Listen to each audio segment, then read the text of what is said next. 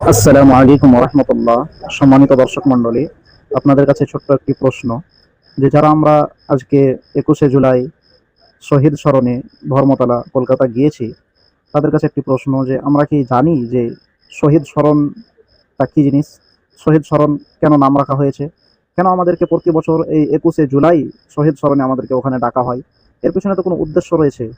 আমি আপনি যে যাচ্ছি, এর উদ্দেশ্যটা কি, কী কারণে যাচ্ছি? আমি বাড়ি থেকে বের হয়ে সকালে বের হলাম, 2 দিন 3 দিন এদিক ওদিক খুব ছোটাছুটি করলাম, খুব ঘুরলাম। 3 দিনের দিন বাড়িতে ফিরে এসে রাত্রে বলছি যে পেলাম না।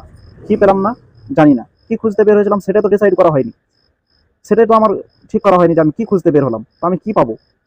ওরকম হয়ে গেছে আমাদের ব্যাপার। গেলাম, জানি না কি করতে যাচ্ছি। কিছু কিছু মানুষের তো ধারণা এরকম আছে আমার জানা মতে, যে গিয়েছে, যে ভাড়া লাগবে না, ফ্রিতে কলকাতা ঘুরে আসতে পারবো। ভাড়া দিয়ে কলকাতা যেতে হয়, ফ্রিতে ঘুরে আসতে পারবো, খাওয়া দাওয়াটাও ফ্রি হবে, থাকার ব্যবস্থাটাও ফ্রি হবে, কিছু করা লাগবে না, এই জন্য যাই। আর কিছু মানুষ তো এরকমও আছে, যে যারা আমরা না জানতে যাই, তারা যদি ওখানে গিয়ে বসে থাকি, তাদের ব্যাপারে একটু বলি।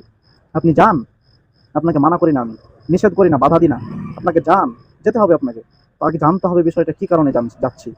তো কিছু কিছু মানুষ এরকমও আছে, যে যারা জানে না বিষয়টা কি কারণে ডাকা হয়েছে, তখন ওখানে গিয়ে বসে আছে, একদিকে বক্তব্য চলছে আর আমি এদিকে বসে বসে খুঁজছি যে ডিম ভাত কই, কবে ডিম ভাত আসবে, কটার সময় ডিম ভাত খেতে দেয়, এই উদ্দেশ্য নিয়ে বসে আছি।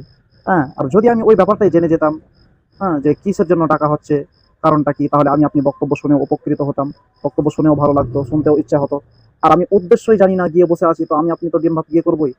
অতএব আপনি এদিক ওদিক ছোটাছুটি করার আগে, দৌড়াদৌড়ি করার আগে, আপনার কাছে রিকোয়েস্ট, একটু জানুন, একটু পড়াশোনা করুন, একটু ভাবুন যে কি কারণে প্রত্যেক বছর 21শে জুলাই আমাদেরকে ডাকা হয়। হ্যাঁ, জানুন, গিয়ে তারপরে যান। অবশ্যই মজা পাবেন, কথা শুনেও ভালো লাগবে যে হ্যাঁ, আমি তো এগুলো পড়েছিলাম, এগুলো জেনেছি, এগুলো আপনি জানতে পারেন। আপনাকে উদ্দেশ্য করে এটাই উদ্দেশ্য, এই উদ্দেশ্য নিয়ে বলছি, যে আপনি একটু জানুন, পড়াশোনা করুন। যদি পড়াশোনা করে যান, তাহলে আপনাকে বক্তব্য শুনে ভালো লাগবে, ঘুরেও ভালো লাগবে। অতএব আপনি একটু পড়াশোনাতে ধ্যান দিন, ছোটাছুটি একটু কম করুন। যদি ভুল হয়, কথার মধ্যে কেউ কষ্ট পেয়ে থাকলে ক্ষমা দৃষ্টিতে দেখবেন। আসসালামু আলাইকুম ওয়া রাহমাতুল্লাহি ওয়া বারাকাতুহু।